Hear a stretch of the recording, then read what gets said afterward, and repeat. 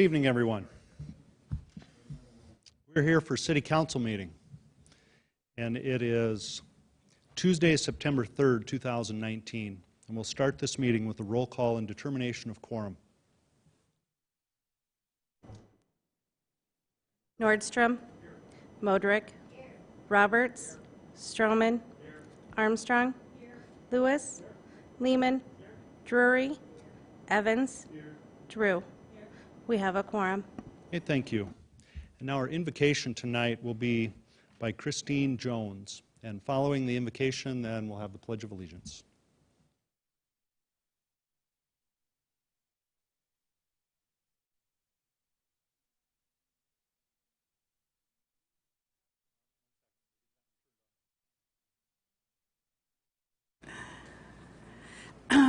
I'm happy to represent the Laughing T-Bowl Sangha, which is a group of people who've been practicing for the last 20 years here in Rapid City Zen Buddhism. I wore my little Zen bib tonight just for show and tell, I guess, but also because it's a reminder to me of vows that I took. The three most important vows were to do no harm, to do good, and to do good for others. And it's very simple, much like God is love. However, it's not so easy to do at times, so there's lots of different practices that we do, including meditation and practicing developing wisdom. I was thinking today about what I wanted to convey to you, and the biggest thing that I want to say to you is that I respect you all very much for taking on the responsibilities that you have. It takes wisdom, it takes forbearance, and it takes an awful lot of heart. And so for that, I just want to say thank you from the bottom of my heart. I would like to say a prayer. It's called the Bodhisattva Prayer for Humanity, and Bodhisattva simply is a word that means awakened one, or like the young guys would say, woke. But it means that somebody who is keeping themselves present at all times so that they can do better in life. It's said that this was written by a man named Shantideva, who was from the 700 AD. He was an Indian sage, and the Dalai Lama says this prayer every morning. He gets up like at 4 o'clock and meditates and says this prayer. So I could start out by saying, "Oh, Heavenly Father," because I'm also a Christian, but I'll let other people do that right now. May I be a guard for those who need protection, a guide for those on the path, a boat, a raft, a bridge for those who wish to cross the flood. May I be a lamp in the darkness, a resting place for the weary, a healing medicine for all who are sick, a vase of plenty, a tree of miracles. And for the boundless multitudes of living beings, may I bring sustenance and awakening, enduring like the earth and sky, until all beings are freed from sorrow and all are awakened. My private prayer for each and every one of you is peace and wisdom and serenity. Thank you.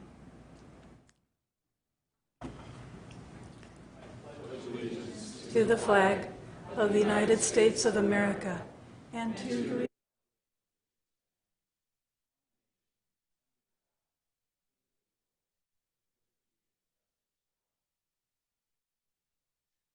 Thank you, everyone. We have a couple of presentations. Oh, well, we have to do one thing first. Next on the agenda is the adoption of the agenda, and this is a time when these council members can adopt the agenda as written, or they can make modifications to it. So would there be a motion?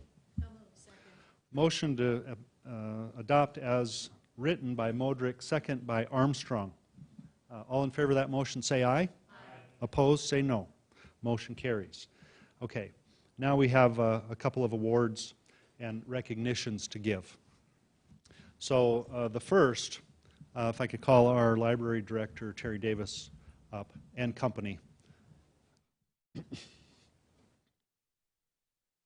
I have an executive proclamation here to read about Library Card Sign-Up Month, and then I'll turn it over to our library leadership to address the crowd and make all of you go get your card tomorrow, like me. Yes. Okay, here's the proclamation. Whereas libraries play an important role in the education and development of early reading skills for children by offering preschool story times and summer reading programs that encourage the development of the reading habit that will benefit their personal and professional lives for a lifetime. And whereas libraries bridge the digital divide by providing a full range of information and services, thereby serving the educational and developmental needs of students of all ages, from early literacy to homework assistance to GED classes. And whereas libraries continue to transform and expand their services in ways that meet the needs of the communities they serve by creating inclusive spaces and developing diverse collections for children and people of all backgrounds to connect and learn together. And whereas libraries open a world of infinite possibilities through resources and services to give students the tools they need to succeed in school and beyond, and to help all people pursue their passions. And whereas a library card is the most important school supply of all, as it provides the first step toward academic achievement and lifelong learning. And whereas Library Card Sign-Up Month is observed annually each September to encourage education and lifelong learning. Now, therefore, I, Steve Allender, Mayor of Rapid City, South Dakota, do hereby proclaim September 2019 as Library Card Sign-Up Month in Rapid City and encourage everyone to sign up for their own library card today and continue or begin their pursuit of academic achievement and lifelong learning. Terry Davis.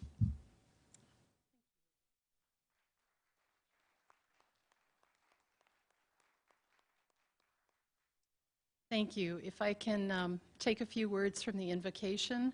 I think libraries are one of the institutions that guide people on their paths throughout life, whatever that path may be, and the path changes from childhood to middle ages to older ages, but the library is always there with the information you need. Thank you. Picture right over here then. Oh, no one with the camera. Oh, Brendan Medina from the PD.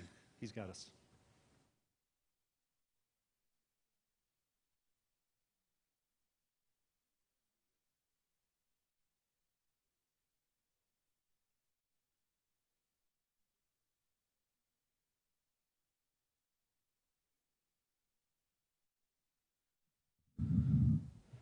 Okay, next we have a couple of employee awards, recognitions, which is always a privilege to have the opportunity to recognize employees who have been here for a period of time, given a substantial portion of their life to service.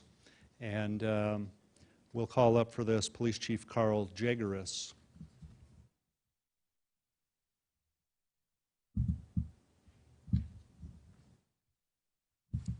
Thank you, Mayor. And we will start with Sergeant Warren Poaches. If you could come up, Warren. So we're here to recognize Sergeant Poaches for 20 years of dedicated service to the Rapid City Police Department and the Rapid City community. So 20 years ago, Sergeant Poaches started as an entry-level police officer and has worked many assignments over the years. Most recently, for the last several years, he has been the supervisor for our people crimes, which is our serious violent crimes, our murders, our death investigations, our unfortunate suicides, our robberies, rapes, and other very, very serious crimes. So he is the guy that manages the team to make sure that all stones are turned over and that we don't leave any information behind at those very, very important situations. So the other thing about that is typically those crimes occur on the weekends and in the middle of the night, right, Warren? Yes. And so he doesn't get a lot of 8-hour consecutive sleep pattern. So, yeah. So, and his wife Angela is here with him tonight. So, welcome, Angela. We're glad to have you as well. So, congratulations. Thank you.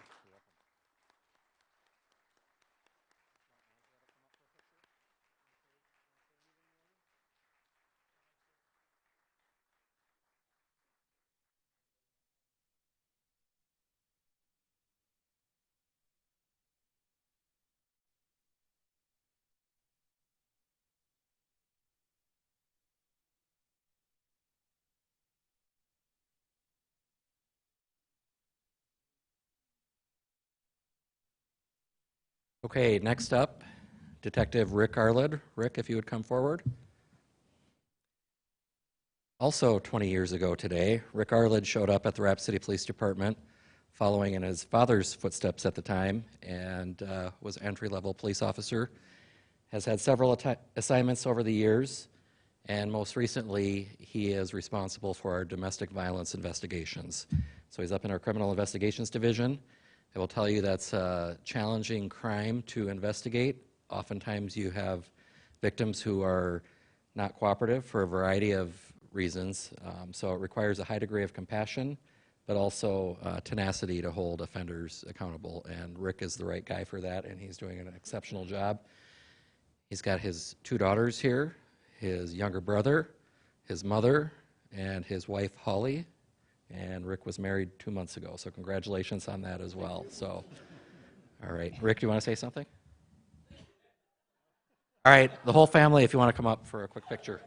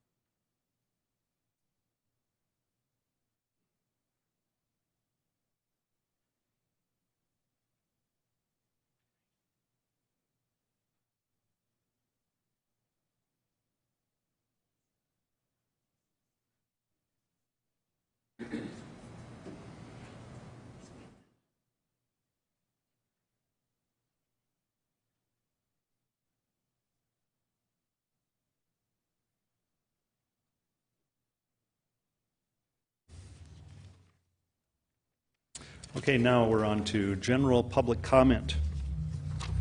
And this is a time for the members of the public to discuss or express concerns to the council on any issue not on the agenda. And action will not be taken at the meeting on any issue not on the agenda except by placement on the agenda by unanimous vote of the council members present. So as I call out your name here, please come over to the podium on the west side of the room and identify yourself and watch these lights up here because you have 3 minutes on public comment time, and they're red, yellow, and green just like a traffic light, so you know when to stop.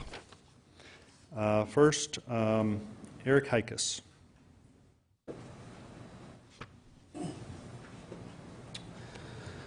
Eric Heikus, 1115 West Boulevard. My official capacity is the treasurer of the West Boulevard Neighborhood Association. This is just a very brief announcement. Our block party is Saturday from 4 to 8. It's open to the public. It's a special invitation to both fire and police to come to our block party. So that's it. You know, you can get those guys to come without inviting them. Just get. That's not the kind of call we want. This is a kind of a friendly show Gotcha. up, if they could, please. We're hoping the latter won't happen, Mayor.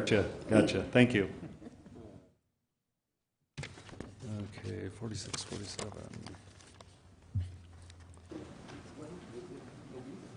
Clyde Lickennecker.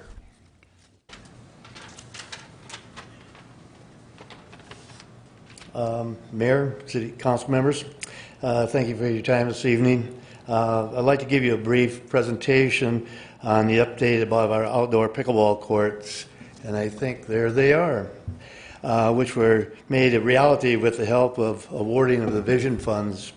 Our goal was simple: to create activities that is fun and healthy, but also provide a continuous cash flow for our activity center.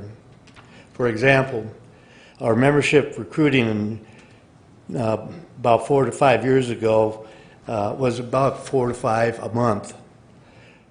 Since the first of the year, we're on a pace of 30 new members a month, and it's pretty much driven by pickleball.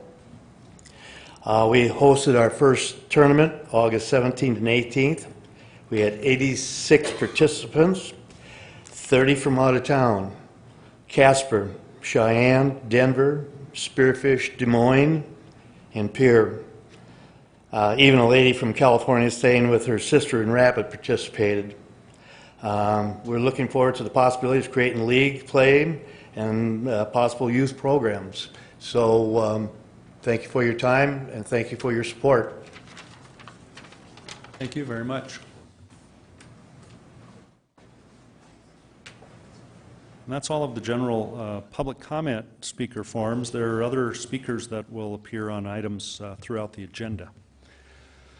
So moving on to non-public hearing items, items 3 through 49. There are no speaker requests for items 3 through 41, so we'll skip that that public comment period, and we'll move to consent items 3 through 41. So the council may approve all of these or pull some off for separate consideration. Okay, motion to approve consent by Lewis, and who was the second? Darla Drew was the second. Okay, all in favor of approving the consent items 3 through 41, say aye. Aye. Opposed? Motion carries.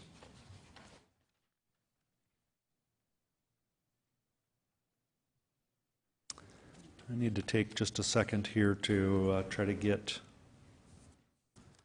my screen up to.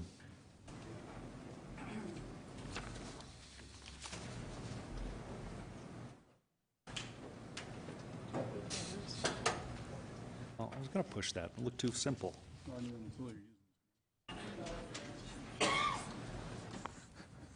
Okay, we're up and running. Welcome back. Okay, we just voted on the consent items 3 through 41. So on to non-consent items. Items 42 through 49, and we'll open up we'll open up public comment on 42 through 49. We have some speaker requests there. On item 43, there are several speaker requests, and we'll start with Pat Roseland.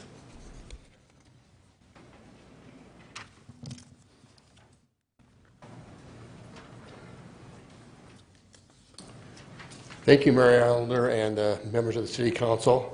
For giving me the opportunity to speak on behalf of the Rapid City Arts Council. I would like you to keep the Arts Council budget as proposed by the mayor earlier. I and others of the Rapid City Arts Council visited Art Alley a couple of weeks ago to watch the Rapid City Police Department, a group of youngsters, Youth Voices in Prevention, and other youth groups in collaborative effort to paint a large mural, which depicts a police officer holding an umbrella over a Lakota girl during a rainstorm. This project was a brainchild of Derek Smith, the Community Engagement Coordinator of the Rapid City Arts Council. Derek has been a positive influence for the Rapid City Arts Council, working with the youth communities of Rapid City and bringing them together for growth and understanding. It was heartwarming and impressive to me to see the officers of the Rapid City Police Department, Chief Jaguarist, and members of their youth groups working together as a team for the common goal, among them speaking out against domestic violence. Those that were there were talking, laughing, sharing a meal, and most important, getting to know one another. The mural is completed, and I hope that those who haven't visited Art Alley recently should. It depicts a positive image for those of us who live in Rapid City to those who visit Rapid City also.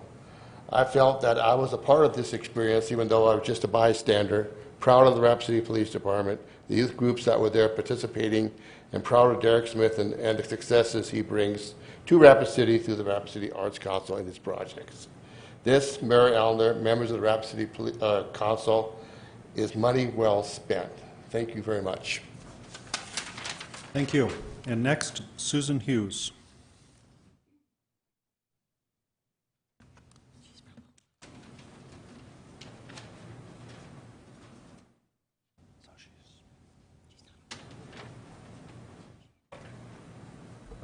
Mayor Allender and members of the City Council, thank you for giving me the opportunity to address you and ask that you keep the Rapid City Arts budget as proposed. My name is Susan Hughes, and I've been the Executive Director for the Rapid City Arts Council at the Doll since October. I moved here after a long career as an Executive Director in Hawaii. I have been delighted that we have been in a very equitable partnership with the city, which allows us to provide art to all by utilizing our beautiful city building. The board, the volunteers, the staff, and the community value our city partnership and work together to accomplish our goal. We have two well-recognized fundraisers, Banff Mountain Film Festival and The Goods. They are well-loved community events that continue to grow every year, both fiscally and in attendance. Collaboration is one of the two major priorities that we focus on. This is demonstrated by our city, the Journey Museum, and many other art organizations that partner with us. We also strive for transparency. This ensures that we can show where every hard-earned dollar goes according to the wishes of that donor. In closing, I would like to thank you for providing the tools to accomplish our mission, which enriches the community through experiencing art. Thank you very much. Thank you. And Stephen Branch.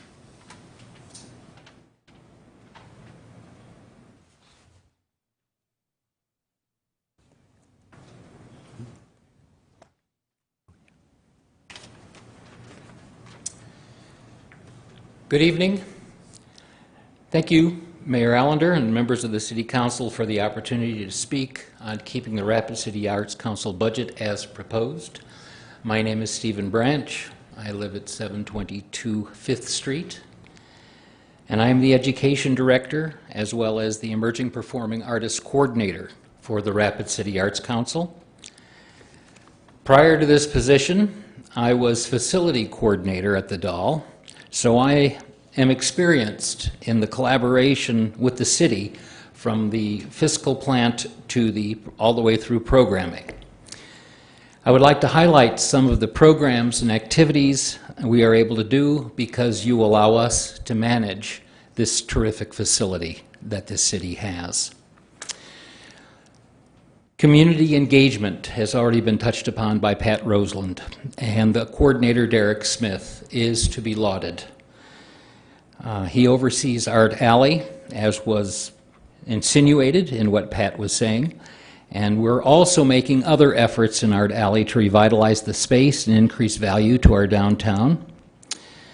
A program called Murals for Change, which is not a part of Art Alley, it's a separate program. A program aimed at reducing youth recidivism through juvenile diversion, creating healthy problem solving and coping skills for adolescents. That's Murals for Change. Also, under Derek's leadership, using arts as a protagonist, we're creating those positive relationships, such as the program that Pat talked about, the Youth VIP kids and the Rapid City Police Department. And we also provide a safe space for community members to come and create works of art at least once a month one of our studios in the basement of the education wing is open to anyone to come in and work, create, and find that, again, a safe space where they can come and do that. We have programs for emerging artists. Emerging visual artists, we provide expert guidance in a space where up-and-coming visual artists can display and sell their work. For the performing artist, we allow inexperienced musicians the opportunity to perform and receive free mentorship in our emerging performing artist programs.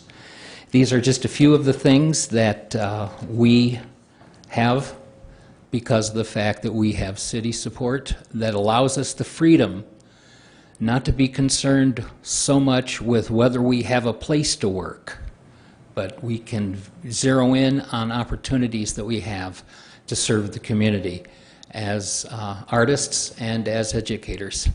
Thank you. Thank you. Julie Mathiasen.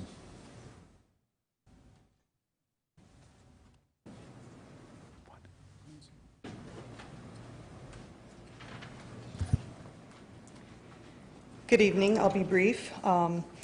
Thank you, Mayor and Council members, and thank you for the opportunity to provide public input. In addition to my role as a board member, I work in the field of education, and I'm a former high school art teacher. I'm here to express my appreciation to the Mayor and Council for your continued support of the arts. A portion of the funding you provide helps provide high-quality arts education programming at the city's Doll Arts facility. A couple examples are, once a month, the Doll Art Center hosts a family-friendly Saturday art adventure that includes a tour and an art activity that is free of charge to participants. The facility also provides an interactive art space for children to use at no cost. Every year, transportation is provided so that 1,000 third graders from across Rapid City schools can tour the gallery and also create an art project. We know that city-school partnerships are a key to vibrant communities, and so we partner with schools in the community to provide shows for preschool, middle school, and high schoolers to receive expert feedback and an opportunity to have their work in a real live art gallery. Additionally, the Doll Art Center provides many high school and college students with the opportunity to gain valuable on-site training and hands-on experience, oftentimes for school credit through their volunteer and internship programs. Again, thank you for your support. As a member of the Rapid City Arts Council, it's my intention to contribute to fiscal and programming decisions that make efficient and effective use of taxpayer funds. Thank you. Katie Leclerc.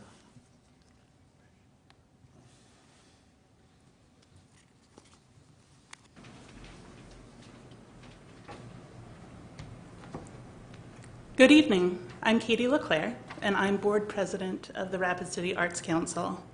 I would like to share a bit about the Arts Council with you tonight. Our mission is to champion inclusive, innovative, and inspired arts opportunities to enrich the community we serve. In fulfilling our mission, we strive to be a good partner to the City of Rapid City, good stewards of donated funds, and part of the solution.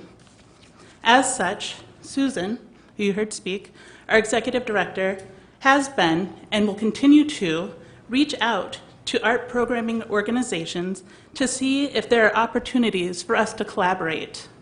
We will explore how we can make the doll building available to them while keeping hard costs low through creative collaboration. We're eager to have these discussions. We are fortunate to have Alderwoman Drury as our council liaison, and we are excited to share our work with each and every one of you. Board meetings, finance committee meetings, a tour of the facility, I'm here to invite you. Particularly, we'd love to share with you in depth how over the last 18 months we've been doing some exciting work that may not make the front page of the newspaper, but is important in setting ourselves up for continued success of the Rapid City Arts Council, and in our ongoing work to pursue accreditation of the Doll Arts Center. I humbly request that you support the Rapid City Arts Council budget as requested. Thank you. Thank you. And that's all for item 43. And on item 46, we have Justin Hendrickson.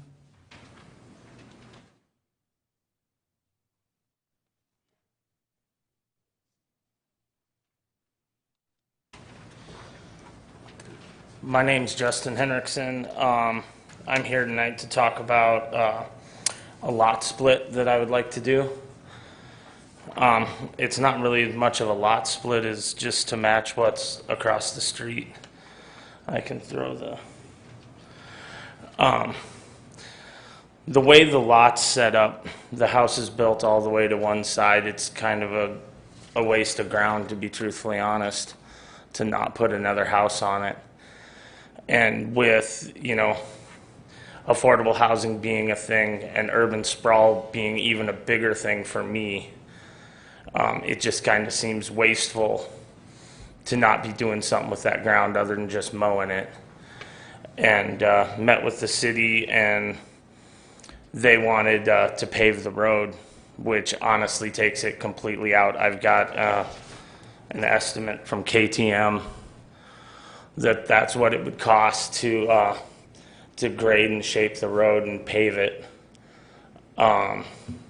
So it, I mean, it just kind of makes it a non-starter to even spend that kind of money to do that. And it's a dead-end road. There'll never be, that road will never go through. It's backed up by school district land. So it's a nice little quaint road that's in a quiet neighborhood. So that's what I got to say. Thank you for your time. Okay, thank you, and we'll be taking up this item in just a few minutes, Justin. Next speaker on item 47 is Dane Boomsma.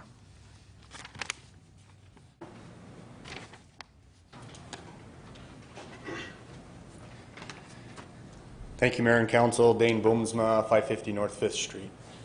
The item we're talking about today is previously discussed almost a year ago now.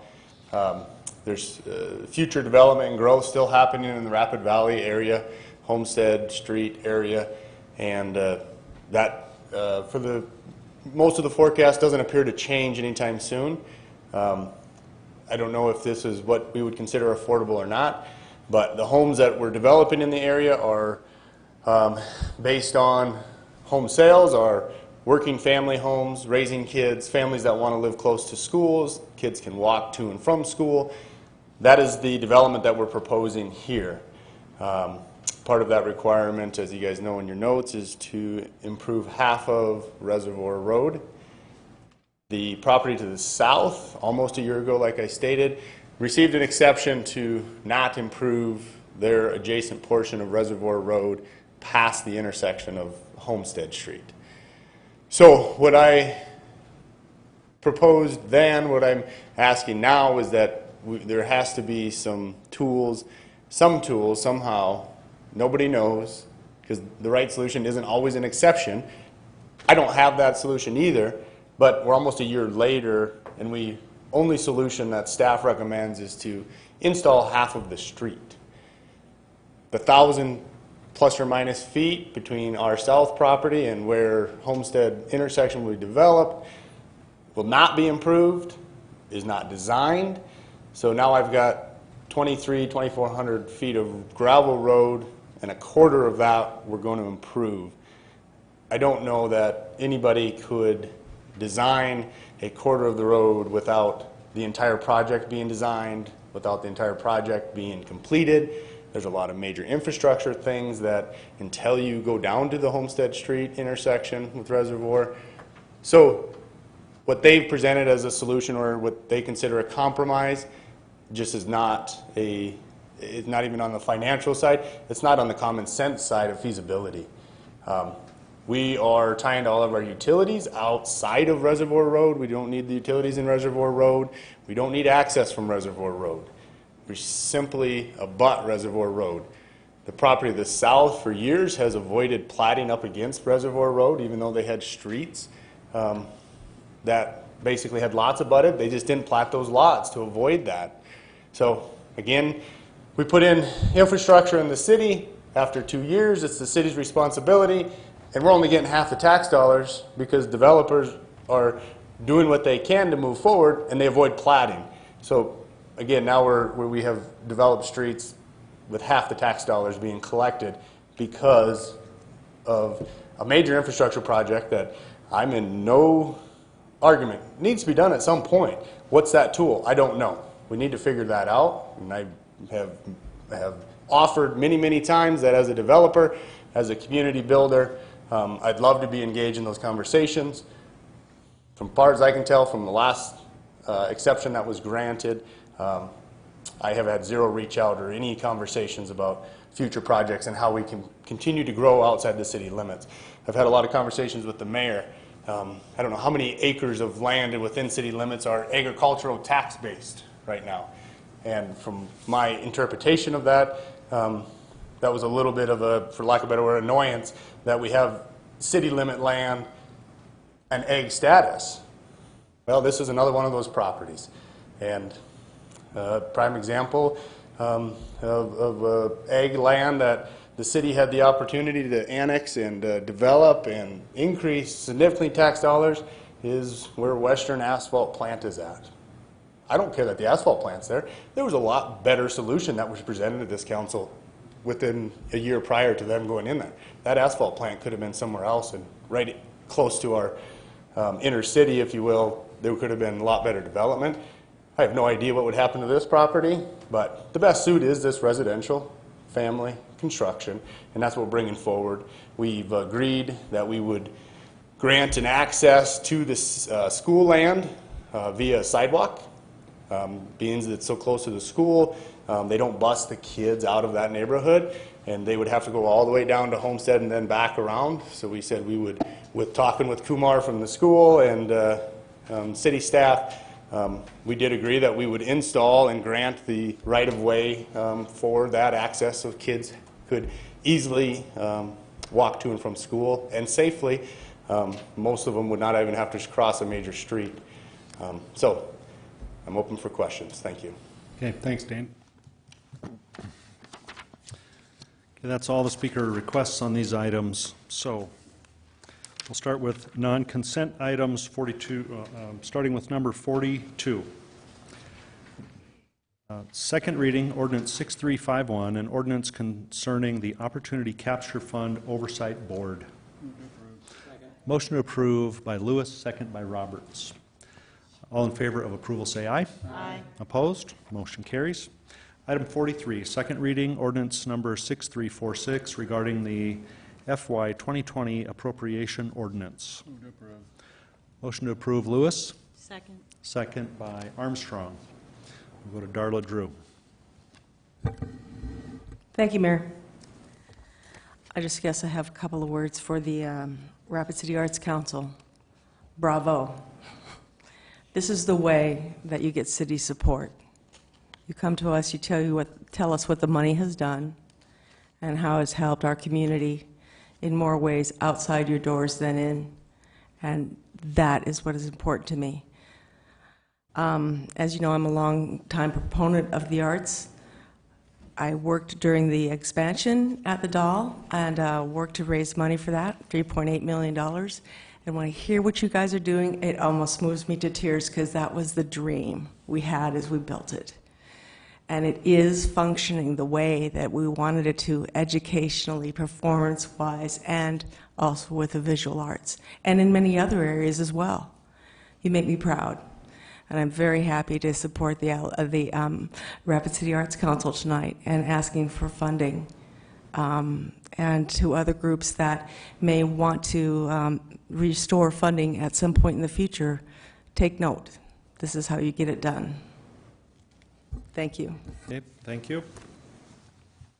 Okay, we have a motion on the floor for approval. And all in favor of that motion say aye. Aye. Opposed? Motion carries. Item 44, first reading ordinance 6353, an ordinance amending section 17.06 of the Chapter 17 of the Rapid City Municipal Code, a request by Dream Design International for Yasmin Dream LLC for a rezoning request from general commercial district to office commercial district for property generally described as being located northwest of Jaffa Garden Way. Motion to approve by Modrick. Second. Second by Roberts. All in favor of approval, say aye. Aye. Opposed? Motion carries. Item 45, first reading, ordinance 6354, an ordinance amending section 17.06 of chapter 17 of the Rapid City Municipal Code. A request by Dream Design International for Community Enhancement, LLC 2, for a rezoning request from general commercial district to office commercial district for property generally described as being located at south of Jaffa Garden Way. Motion to approve Drury, second by Roberts. All in favor of approval say aye. Aye. Opposed? Motion carries. Now on to Public Works Committee items. We'll go to Public Works Chair John Roberts. Thank you, Mr. Mayor. I need to abstain from this. Can I read it in even though I have to abstain from it? Sure. Thank you. Item 46, appeal of a partial denial of an exception request to allow for reduced pavement widths, no installation. Oops, I'm sorry, I don't have to abstain from this. It's the next one.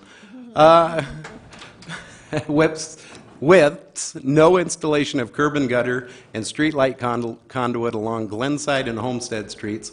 Staff supported not installing curb and gutter and street light conduit, but is requiring the streets to be constructed to a rural road section and a turnaround constructed on Glenside Street.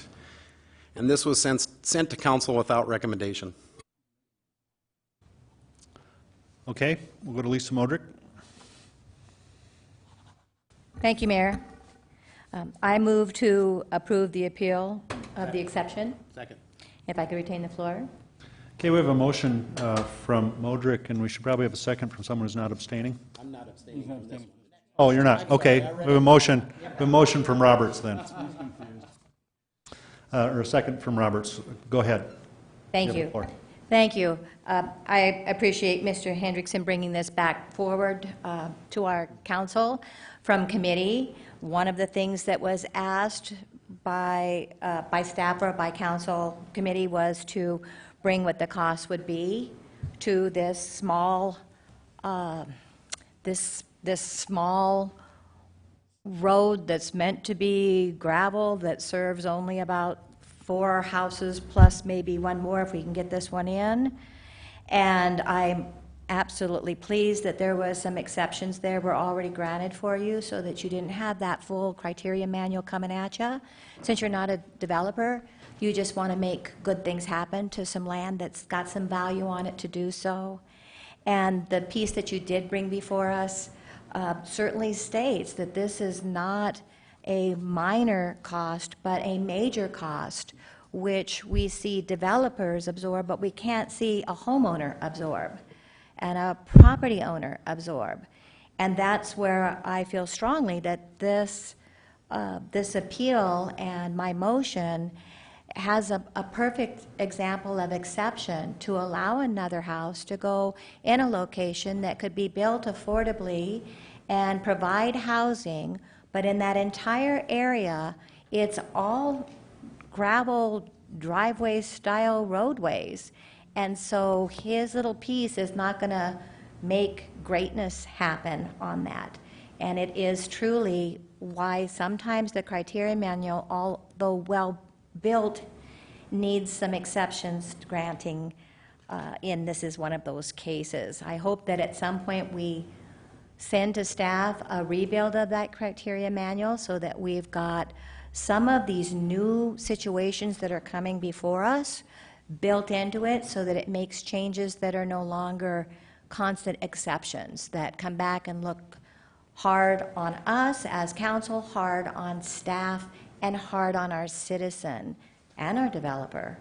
So I hope this council was able to watch committee, to read, see the links, see that he's done his part, and accept this so that this small land homeowner can put a little house on there.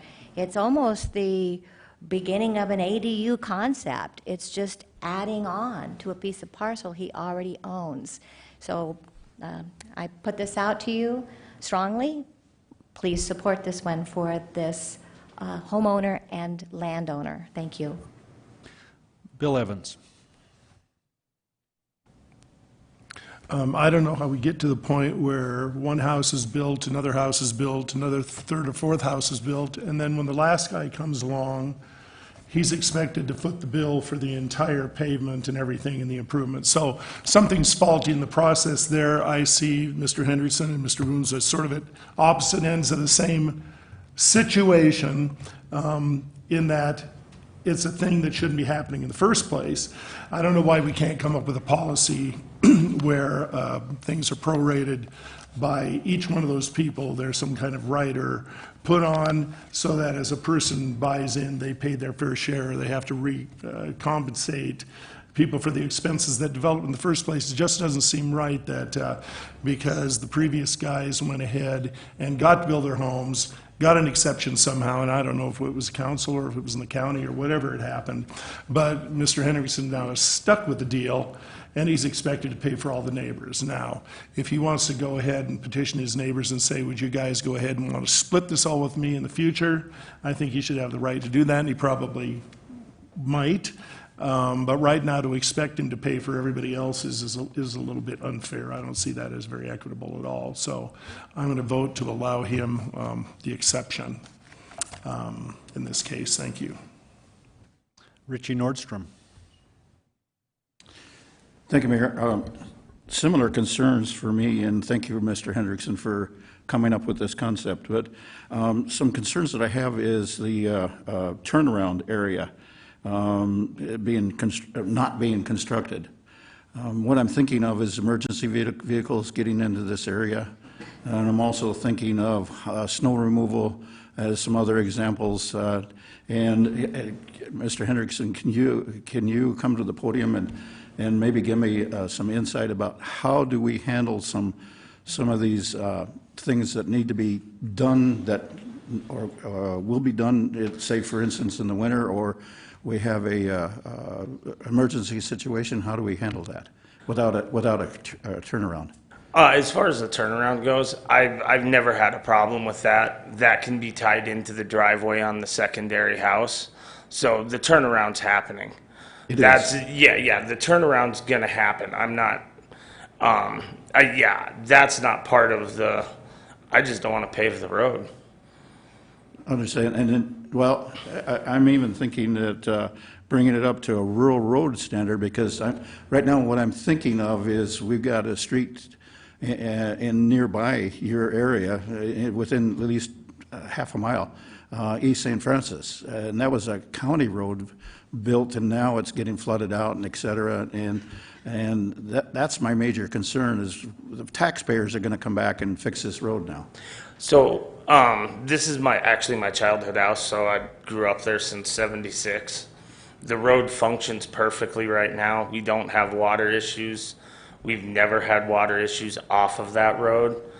The road works just fine right now.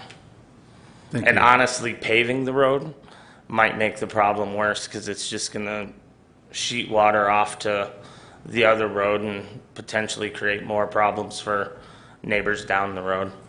Thank you.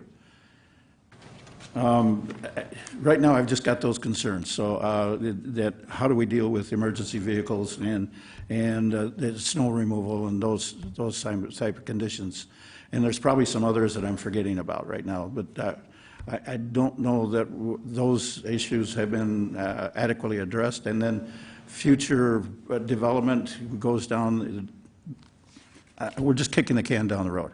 Well, and then what happens ultimately is the taxpayers are going to pick up the bill for that. So, yeah, and if you look at the plot, there's really no future development that can even happen. There's one more house that can go on this road. The two houses that are at the top of the screen, that's their lot line. They have a shared driveway to that, and it's backed up by school district land for another school. So there will never be, outside of me putting a house on there, there's no more land. Okay, thank you. I yield. Becky Drury. Thank you, Mayor. May I ask Dale Tech a question, please? Yes, please. Mr. Tech, Could you just briefly go over the reasons for the denial of this request, or what's going on in the background, and why this has come this far? And Sure. I'm going to back up a little bit and get into the platting process a little bit. Years ago, to streamline platting, there was a committee of community members, developers, engineers, so on and so forth, that got together. They called it the Second Floor Committee.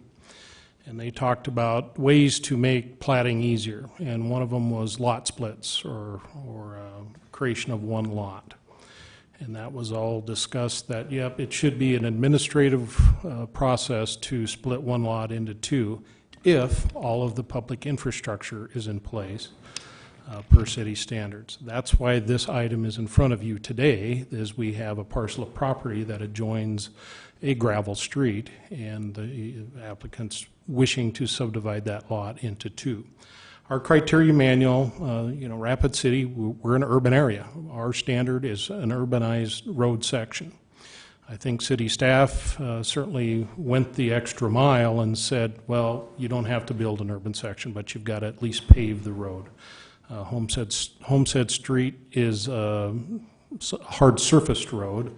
I don't know if you had an opportunity to review the late attachment, I think it was late last week, where city staff put 3 different cost estimates out for 3 different types of hard surfacing of that road, varying in cost from $14,000 to $63,000. So there are options out there if the city council wishes to pursue any of those other surfacing options. City staff's hands are tied, though, regarding these types of things. That's why this item is in front of the city council, is for you to make a decision. I can point after example after example after example where requirements have been waived, in some time in the future it's a problem. East St. Francis comes to mind, where homes were built, the road was never improved to standards, it's a dust mud issue, and the city's got to go in there and fix it after the fact. So there's no time like the present to do things right, and by not doing things right today will cause problems in the future. thank you, Mr. Tech. Could you address the portion, and maybe not, but if it abuts up against school district land, but we've seen school district land sold in town or in the area lately, and housing developments have gone in on that. Is there anything to stop that from happening? I know we might be talking out of city, out of county, but I'd hate to even speculate, but any property that's in anybody's hands, be a government or a private property owner, could someday develop. Certainly if it was school land, as you've mentioned down south off 5th Street, school land was sold and there's now houses going up on it. So to say that that would never happen, I don't believe that to be the case. The school has a pattern of doing that. Will that happen in the next 5, 10, 50, 100 years? I have no idea. okay. Thank you, Mr. Tech. I yield. Darla Drew. Thank you, Mayor. I guess it's just, I guess I'd like to direct another question to Dale Tech, if I could, please. Yes. Okay, when you are defining that we designed to an urban aesthetic or whatever that was for the criteria manual, that's for urban cities and that kind of development, what is the problem here? Is it because it's gravel? Is it not, it's not up to any standard that we'll accept? Correct. Meets no city standard. A gravel urban or rural street is not part of our standard, nor do I believe it should be, with water quality and air quality issues that this community faces on a daily basis. And then when you mentioned that, I guess I didn't see this, that there were some other figures that were batted about when you just said there was 14,000 and something else. Did he have an option to pay less and do less of a street, or am I misinterpreting what you said?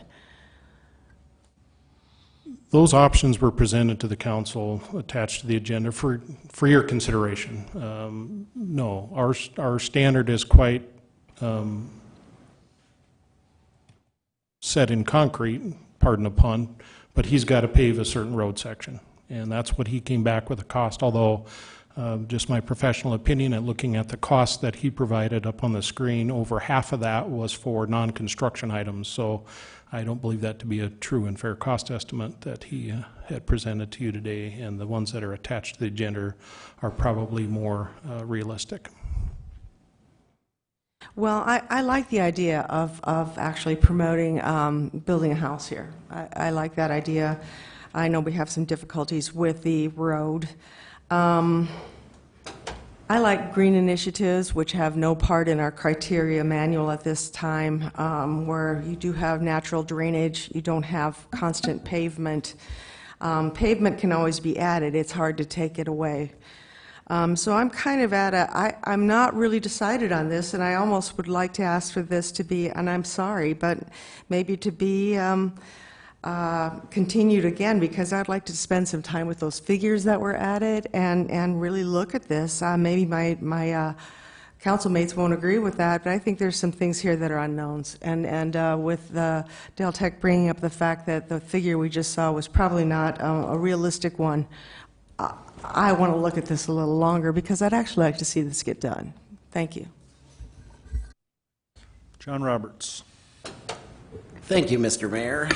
Can I ask Mr. Dale Tech a few questions, please? Yes. Thank you. Dale, I looked at these estimates that you sent out, and I really appreciate you doing that, but I do have a couple of questions. Item 1, the 14,000, does that fall within the IDCM? No, it does not. That's a double chip seal road, so that would probably be more of what is equivalent existing on Homestead Street, which is adjacent to this property.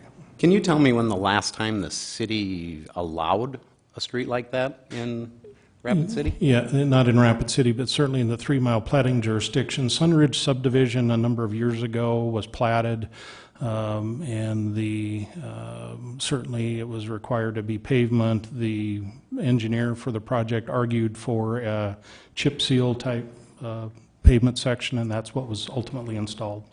But if he brought this forward like this, your recommendation, he would still have to have a variance, because the city would not recommend doing that kind of a street. That's correct. And then I think option 2 is the same way, correct? Option 2 doesn't fall within IDCM? No, option 2 is a rural road section as city staff, but it doesn't meet width requirements. It's only 20 feet in length, or width, so that's the So really, the only option that he could do without a variance would be option 3. Under the current exception IC. request. Yes. Yes. Can I ask you a question since you're standing up there? I believe the estimate that you got was from Len Exco? No, KTM, and then Lindexo sent me numbers too. Lindexco was higher, so I just brought in the one that Oh, that's right, SiteWorks. KTM. KTM is through SiteWorks. So Len Exco, I called their engineer today. I wanted to talk to their engineer about some other things, and I guess I do have to tell the council this, that I did talk to your engineer today about this. You know, you get bids, you're not going to get a $63,750 bid. Our city engineer can say all day long what he thinks it is, and that's not what it's going to be on the professional side. You know, if you're out building roads, you've got to look at, you know, one thing the city maybe isn't taking into consideration is the engineer work. So, you know, you're looking at that, half of it isn't the work. Well, of course it isn't. It's your surveyor, it's your engineer, it's your, you know, so once you add in all those costs, it's damned expensive to build roads. And especially if you're just platting one lot that you probably will sell for $45,000 to $50,000. So even if your low bid is $63,750, I'm sure you're not going to give the city $13,750 to plat your lot. So, you know, what I'm saying here is this road is really unrealistic for one lot. I think the decision we have to make on this council is, are we going to let him do it, or are we not going to let him do it? Because if we vote against him, I'm pretty sure you're not going to do this lot, are you? No, I mean, I don't want to do it to lose money. Yeah, absolutely. Nobody does that. Yeah. So Anyway, thank you. Back to Lisa Modrick. Thank you, Mayor. So that's the point of the motion right here, which is why I think we can make the decision tonight. He's not a developer. He cannot recover the cost. There's no pass-through or pass-on of $63,000 or otherwise of the bids that are coming in. So we've got some numbers now that we can count on that tell us how much. Therefore, why lose an opportunity for a home or an ADU or anything else that's going to come off of this piece of property? We have alleys unpaved. I think there's up to 13 of them in the city. This should be the city responsibility that is or should have been out of the dust a long time ago, but we take our time doing alleys that have gravel that go onto pavement that we've forced homeowners and business owners to put in partially, so that doesn't fix the problem. St. Francis, county to city, development, blocks of homes, new homes, expensive homes, not like this type of one-home country style with the properties around it that are country style. We just need to take a look at this big picture, and it makes perfect sense when we do so, that this is one of those exceptions that's okay. This isn't personal. It's not an attack to staff, so staff shouldn't be upset when we do the right thing. Thank you. Okay, we have a motion on the floor to approve this item.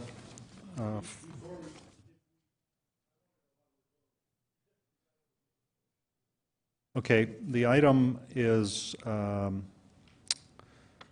a good question.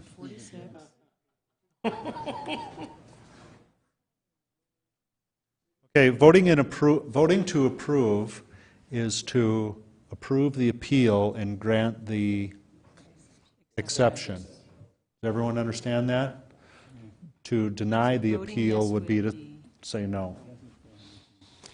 Okay, as long as everyone understands that, motion on the floor is to approve or to allow the exception. All in favor say aye. Aye. Opposed? Motion carries with one no. Thank you for your time. Next item, please, 47. Thank you, Mr. Mayor, and this is the one I need to abstain from. I'm sorry about the last item. Item 47, appeal by Broker Fund Dividend LLC of an exception request, partial denial to waive the requirement to install public improvements in Reservoir Road, and this was sent to council without recommendation too. Okay. We have a motion to approve by Darla Drew and a second by Lance Lehman. Okay, Lisa Modrick. Thank you, Mayor. This is another one that deserves to be reviewed again on this motion right now. To moving it forward goes against what the developer was saying, ties in with this lot. There's about 1,000 feet of gravel, so we're doing a jump over to a road that's not really at its timing. We did mention, I think, in committee that we don't have a crystal ball on this, but it could be quite some time before we have an Anamosa tie-in. But what we do need is the homes. We need those homes. We need them now. We need them affordable. And if we can keep the costs down on something that is only in writing that we have to push this forward when actually an exception, we can hold it back and save the costs of the developer for that affordable housing, I really think we should consider it. Most of us, I think, were on this council when that exception on Reservoir had taken place, and it had the good, strong reasons to do so, as this one does. And it is, if you drive out there, it reinforces why this has an opportunity for exception and shouldn't have to be passed on to the developer or the housing or the owners that are going to be buying those homes. A lot of those are going to be first-time home buyers, and they're going to hit fast, and we need them. We've got to keep these costs down. We all know we've got to find that way of doing so, but we talk about it, and another year goes by, and we talk about it again, and another year goes by. We've got to get off of our duster here and fix this problem. Nobody else is going to do it, and we're going to constantly look like the bad guys when we're trying to put in 40 houses, 60 houses, 90 houses, and we can do it now without pushing this cost on of a road that that may or may not have much traffic on it at all for many, many years. It may not even have it in my lifetime. So we should always consider that. Considerations are part of our job. And drive that road, you're going to see what we're talking about. Thank you. Richie Nordstrom. Thank you, Mayor. I see Dale Tech is in the queue. If I may defer to him first and then have the floor after that. Okay, Dale Tech, Public Works Director, go ahead. Thank you, Mayor. Mr. Boomsma, I think at Public Works, talked about they didn't need an access onto Reservoir Road. His current subdivision plan does show a connection to Reservoir Road, so if this exception is approved, we're going to have a road that ties into approximately a quarter mile of gravel road for these 90-some homes. Most certainly, some won't use it, but many will. So my question to the council is, what are we going to do about that quarter mile of gravel road that could be potentially highly used by the residential traffic in that neighborhood? Okay, we'll go back to Richie Nordstrom. Thank you, Mayor. I have similar concerns, again, as the previous item on the agenda, is that if we do this exception, then ultimately the taxpayer is going to have to pick up the bill on this. And I'm not comfortable with that at all. And then the other similar conditions that I'm concerned about is emergency vehicles getting access to this area with only limited access. And then also, again, with snow removal. How is that going to be handled? And especially going up and down Reservoir Road. My understanding that the county is reducing the amount of roads that they're going to be removing snow off of, and is Reservoir Road one of those areas? And so I just have those kind of concerns, as well as this road not being improved. And I appreciate Mr. Boone's coming forward to generate some ideas, and we need to have that discussion. But right now, at this point, without those discussions taking place, I can't support any kind of exceptions to this. So whatever the motion is, I hope we uphold the denial. Thank you. Okay, Darla Drew. I think we're coming against this time after time when it comes to development. It's a matter of who's going to build the road and who's going to take that expense. And we need a new formula. Like Bill was saying, Councilman Evans was saying earlier, this doesn't work for us anymore, and we're expanding. And to put all of this burden on one developer, I believe is just too much. And so we are at an impasse right now between our public works and our developers because we can't come up with a way to fund roads. And there's no easy solution. So right now, I'm going to say go ahead and build, and we'll have to figure it out later because it's more important to me right now to do the housing. I hate to do that without, having some kind of solution on the roads, but we certainly don't have an answer right now, and it shouldn't be the burden of one developer. I think that that is wrong. I think that we can do better for our developments, and this is what we're looking at for the future. So I would challenge the Public Works people to get together and try and come up with something for us to propose to us so we have a better option than just say, you have to build this, or we have to be against the criteria manual. That puts us in an awful place. I mean, we are going to be the bad guy, or the good guy, depending on how you look at it, where you're looking at this from. And I want development, and so I'm gonna vote for this this to go forward. And I'm not comfortable with it, but that's what I want to do today because we just don't have a fair solution for our developers.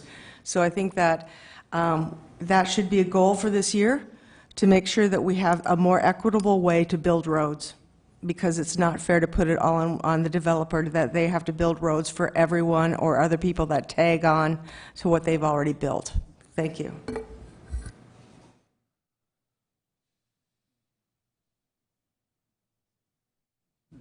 Okay, time out. Do we have a motion on this item? You move to approve, and who is the seconder? Oh, Lance, that's right. Okay, never mind. Back to business. Becky Drury. Thank you, Mayor. May I ask a couple questions to Dale Tech, please? Yes. Thank you. Dale, is there something coming forward from the city level about long-term planning? Yes, city staff has actually went and talked to the city of Sioux Falls. They went through a very similar issue a number of years ago, and they sat down to solve it, and it took them a couple of years to solve it. If we follow their roadmap, it's going to take us a couple of years to get to a final solution. I can paint the picture of what that solution looks like to you if you would like to know. Well, maybe that would be a presentation for Public Works or Legal and Finance, but you'll use all my time if you give it to me. Certainly. I guess maybe the point I should make is it's going to take involvement by engineers, developers, everybody at the table before we make a decision. And that's what we're trying to get organized in the next 60 to 90 days, is a group to get together and start talking about this. And do you know how many houses will be in this development that this road would serve or not serve? Or maybe that's a 90-some homes, is that correct? 99 proposed right now. 99 homes, okay. Well, I agree with Mr. Nordstrom is if the developer doesn't do it or doesn't have the wherewithal to go ahead with the development, then, and he wants the exception to not do the amenities, to get the people there to the development they want to build, you're pushing all those costs back on our voters. And I don't really want to pay for somebody else's street out in, Roosevelt. I know I already am paying it, but I mean, why should that fall on our shoulders unless there's a really good reason? I understand the other gentleman that was here earlier, and there was just really no options. But here we have options. We have options to follow what we have in place. None of us up here are engineers. The rules are in place for a reason. If we don't like them, like Mr. Booms has said, we need to work with the city and we need to change them. But at this point in time, I am going to vote with the recommendation of the city. Thank you.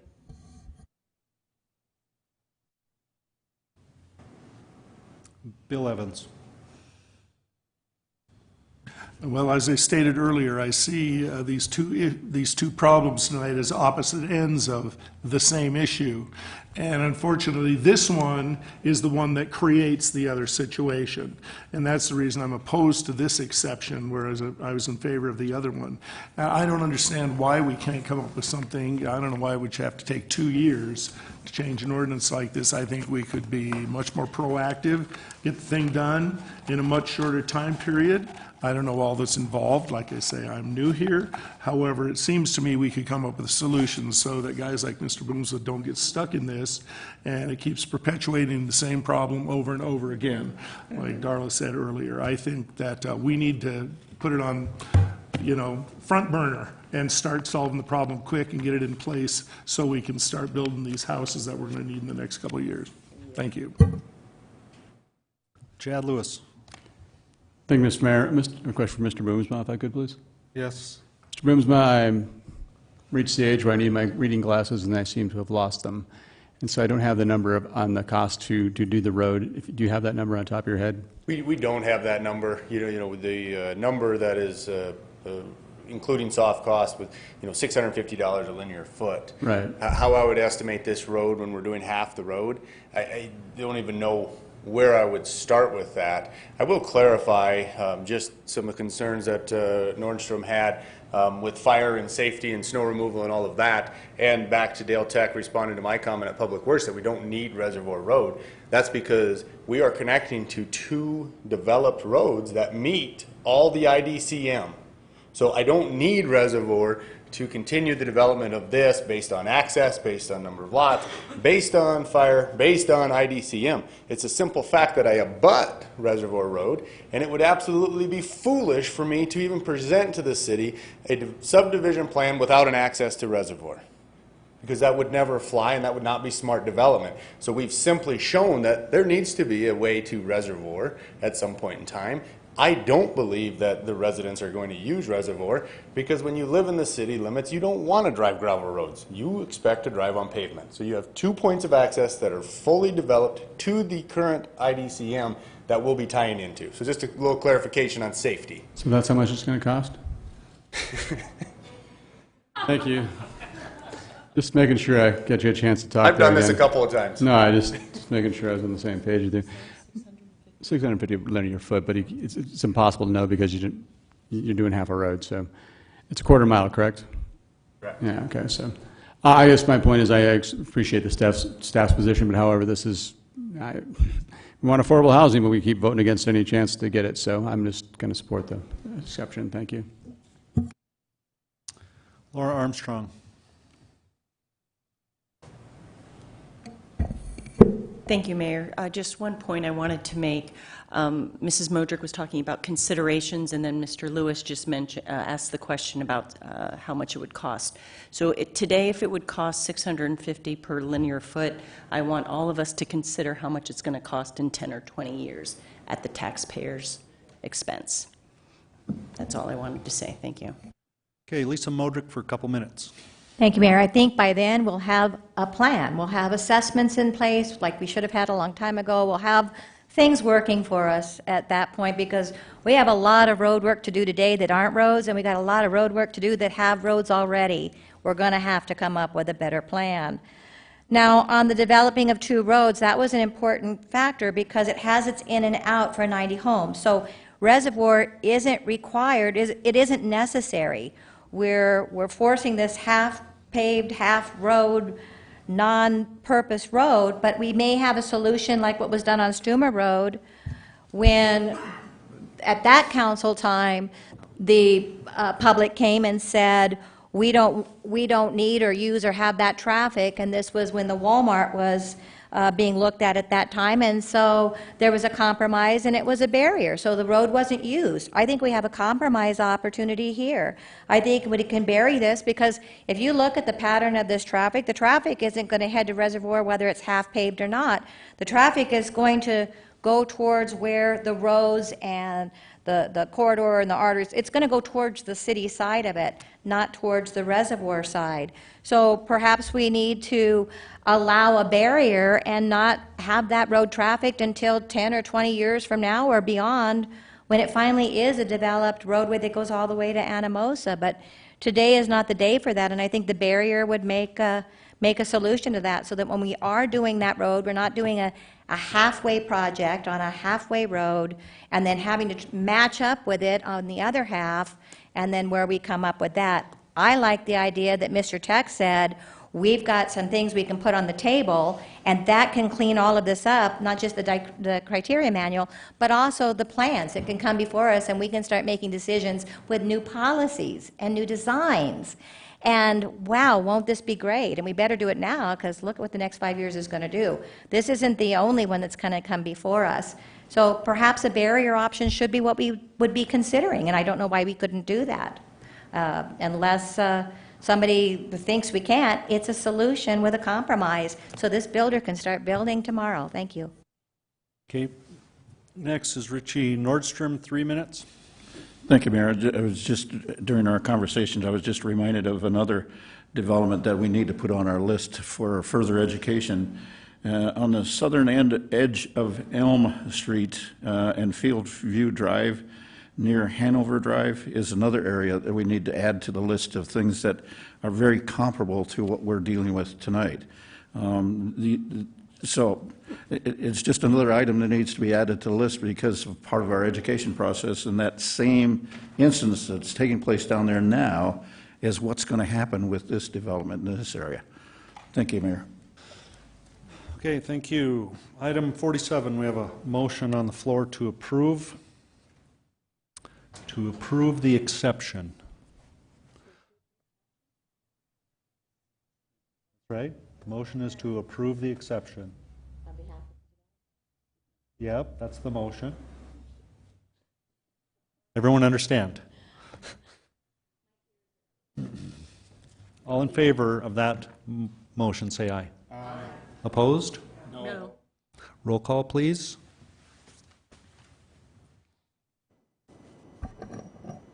Lewis. Lehman. Drury. Evans. Drew. Nordstrom. Modrick. Roberts. Stroman. Armstrong. 5 to 4. Okay, motion passes 5 to 4. And just as a note before we move on, the Public Works Director and I will communicate with the council about where we're at in the plan, pursuing an infrastructure development plan, and what the steps are in the future. But it's not a quick fix, but it's a fix. Well, I think we all agree on one thing, that the plan is not working for us. We're chasing development around, trying to keep up, and it can't be done. There's not enough money, not enough resources. So, all right, thank you for that. Item 48. Item 48, request by David Bratsky for Dakari LLC to reduce June 10th, 2019 utility billing by $792.91 incurred for water and sewer usage at property located at 731 St. Joseph Street. The recommendation was to deny from the Public Works Committee, and I will make that recommendation. Motion on 48 is to deny. And the second was Nordstrom. Okay, Lisa Modrick. Thank you, Mayor. One of the conversations that we had during committee was what the history of the billing cycle was, and we didn't have anything in front of us at committee. I think Dale might have had something in his hand, but we did have a request and got linked in a piece from Dakari that has the property, and that showed where they had a water leak and they paid it. It was kind of a high bill at that point, but it tends to run fairly low. I don't know if maybe, and I hope that Dale's coming to the table because he's had a chance to go through the building and maybe find something that could fault and cause it to go up and then back down again, but I think we do need to take a look at that part. So if I could, Mayor, it looks like Dale's got something, so I'll come out of the queue so I don't lose my time, so watch my time. I'm coming out of the queue now. Thank you. Watch my time. I'm not giving it over. Okay, I'm coming out. Thank you. Bye.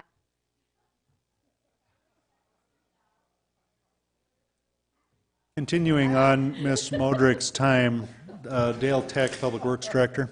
This is information I received from our utility billing office. It's not the best. What's in question is the second line from the top. You see the highlighted column says usage. Those are units of usage, and as you can see, the May 29th read date shows 96.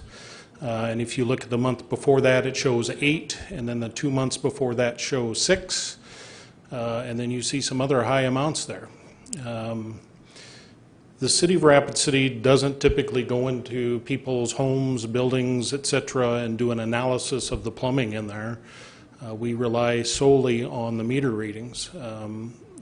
The technology that the City of Rapid City uses for water meters is used nationwide. The beauty of the technology is its simplicity, and if it ever fails, the method in which it fails is it stops reading altogether.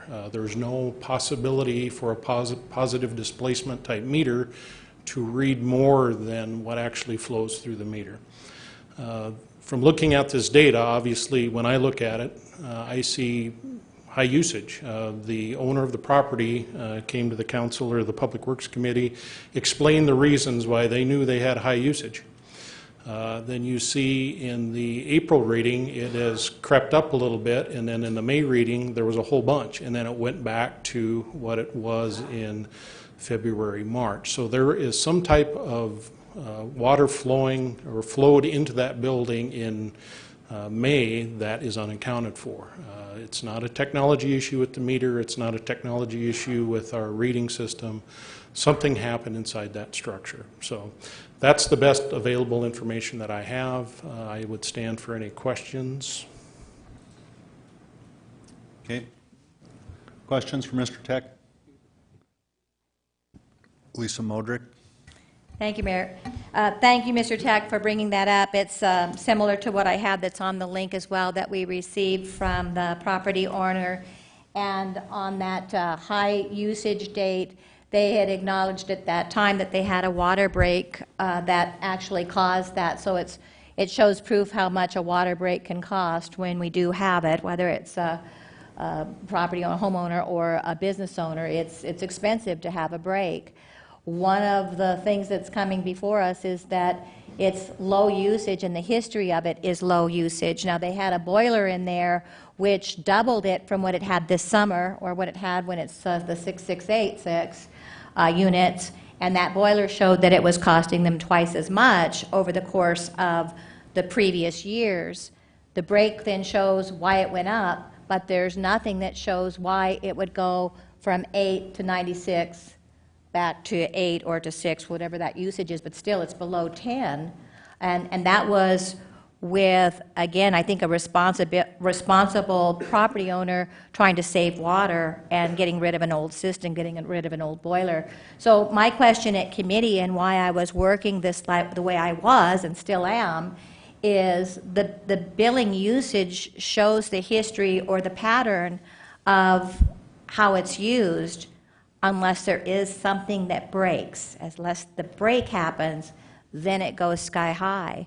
But there was nothing in the building, there was nothing that broke. So I question why on May 29th we would go to 96. Do you have an answer?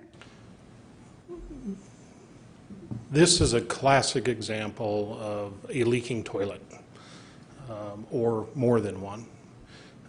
We've all walked in either a public place where you see one of the commercial toilet valves that's running nonstop, or we've even come home after a day at work and hear water running in your home and your toilet is trickling a little bit. Well, that trickle can be up to 2, 3, 4 gallons a minute if it's severe enough, and that really adds up if you add it up over time. That can easily get to the 96 gallons or 96 units that were used in that month. I hope then, as a city, and being responsible for our taxpayer water as well, we're doing a constant check of our own functioning things that we have, whether it's sinks or toilets or anything else, because a business owner can't afford that, and so a correction would be made immediately, and I hope we're doing the same. I hope we have a plan that we're also good stewards in making sure we don't leak. Thank you.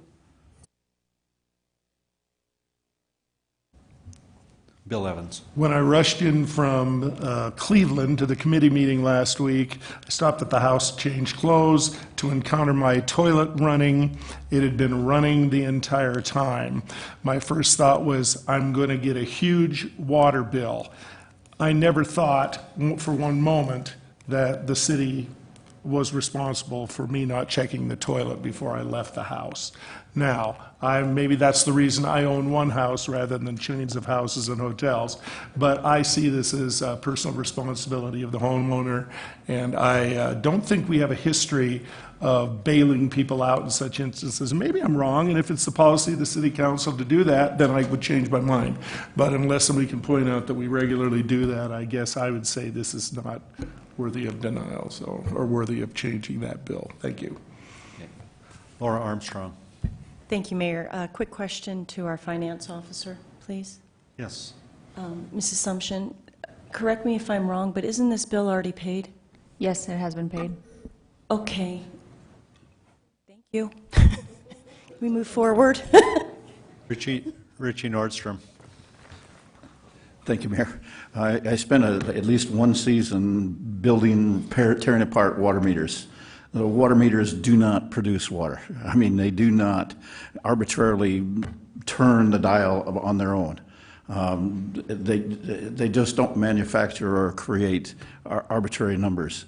They're tested, they're monitored, meaning that the staff goes through a water meter check process before they're entered in the field, and when they're rebuilt, the same process goes through. So, and again, it's as Councilman Evans suggested earlier, it's the homeowner, or in this case, the business owner's responsibility. Thank you. John Roberts. Thank you, Mr. Mayor. And after last week's Public Works meeting, I did a little research on water meters, which I didn't think I'd ever do. And, you know, there is very little that can fail about them. And, you know, I will agree with our Public Works Director that they're just not going to fail overnight and show, you know, 50, 60, 70 more units. And managing different commercial buildings, we see this all the time. I mean, if you do not catch a toilet, a sink, you have a leak somewhere, and you don't catch it for a week, your water bill can be huge. On the other end of that coin, when I used to work for the county and used to maintain one of the least efficient buildings in Rapid City, the Pennington County Jail, we used to see water bills between $20,000 and $80,000 in a month. So, you know, every building's got their own unique circumstances. And, you know, just because he didn't realize that a urinal on the third or fourth floor was running for 4 or 5 days doesn't mean it wasn't running for 4 or 5 days. So, you know, I think it's unfortunate that he's getting this large bill, but I really don't think that it's the meter's problem, and I don't think it's the city's problem. And I think if we do pay it, we're opening up a can of worms to who else is going to bring things in here that thinks it's the city's problem. Because I've seen a lot of high water bills over the 8 years, or 8+ years I've been on the council, and I cannot remember ever paying one. So I don't think it's something we want to start. Anyway, thank you. Dale, did you have a remark on that? I have a remark, and it's more of a public participation thing. Who has toured the Mountain View Water Treatment Plant, City Council? Okay, for those of you that haven't, I welcome you there, because that's where our meter group is located, and we can go through the meter room, their test facilities. It's a great learning experience, so I want to throw that out there. Okay, thank you. You have a motion on the floor to deny item 48. We already have a motion. You can vote, though, if you like. All in favor of that motion, say aye. Aye. Opposed? Motion carries. All right, now I'm going to take a moment of executive privilege here and correct a mistake I made. I forgot to allow David Lust to speak on item 49. He filled out a form. He's been waiting here patiently while all of you have been talking about water meters. And so before you hear item 49, let's hear from David Lust on that item. Thank you, Mayor. I'm David Lust. I'm here on behalf of Black Hills Area Community Foundation and Rapid City Collective Impact. And I appreciate you allowing me to hear the scintillating discussion on the previous item. That was quite educational.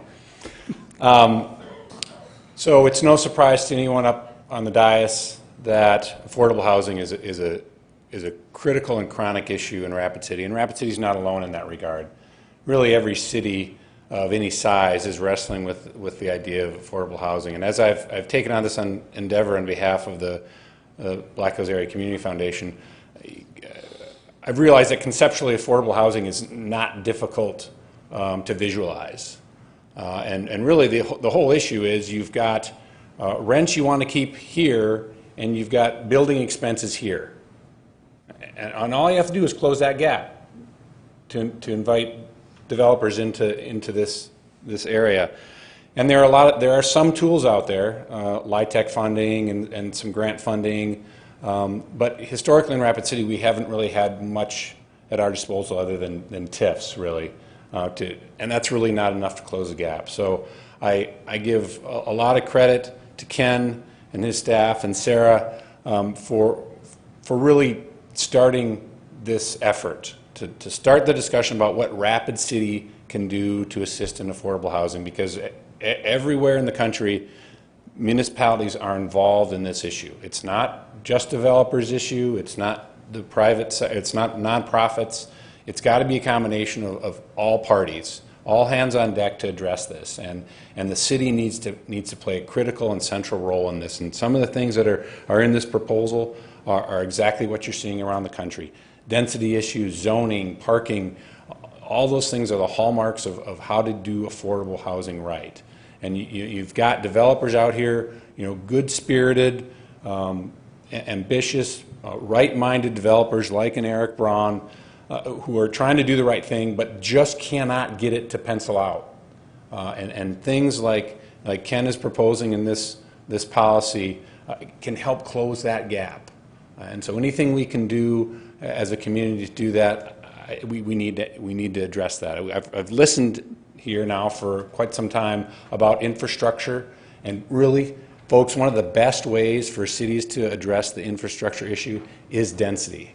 Instead of building out, build in and build up. And that doesn't solve your infrastructure problem for the next 20, 30 years, but it sure makes it a lot more solvable. And so again, I give kudos to Ken and his staff for opening up this door, and I hope you demonstrate your support for affordable housing and the acknowledgement that it's going to take a lot of effort and a lot of city involvement to tackle this issue. So thank you, Mr. Mayor and members of the council. Thank you. All right, for item 49, we'll go to our Legal Finance Committee Chair, Becky Drury. Thank you. Approve resolution number 2019-070, a resolution to approve the adoption of the Rapid City Affordable Housing Policy. Recommendation was to approve 4-1 with Drury voting no. Okay, would there be a motion? Second. Motion by Modrick to approve, second by Armstrong. All in favor of that motion say aye. Aye. Opposed? Motion carries. Thank you. I said everything I wanted to say. Okay. Nothing changed. All right, moving on then. Public hearing items. There are no speaker requests on these items, so we'll go to consent public hearing items 50 through 57. Would the council have a motion on these items? Motion to approve from Armstrong, second by Drew. All in favor of approving the consent public hearing items, say aye. Aye. Opposed? Motion carries. The non-consent public hearing items, starting with item 58, Resolution 2019-059, a request by the City of Rapid City for comprehensive plan amendment to revise the Rapid City future land use plan. Motion to approve by Drew, second by Drury. All in favor of that motion say aye. Aye. Opposed? Motion carries. Item 59, second reading. Ordinance 6349, an ordinance amending section 17.06 of Chapter 17 of the Rapid City Municipal Code. A request by Dream Design International for Sheriff 5 Properties, LLC, for a rezoning request from high-density residential district to urban commercial district for property generally described as being located at 18 East Kansas City Street. Motion to approve by Drew, second by Roberts. All in favor of approval say aye. Aye. Opposed? Motion carries. Item 60, second reading, ordinance 6350, an ordinance amending section 17.06 of Chapter 17 of the Rapid City Municipal Code. A request by Dream Design International for BH Capital 4 LLC for a rezoning request from low-density residential district 2 to medium-density residential district for property generally described as being located east of East Anamosa Street. Motion to approve by Modrick, second by Lehman.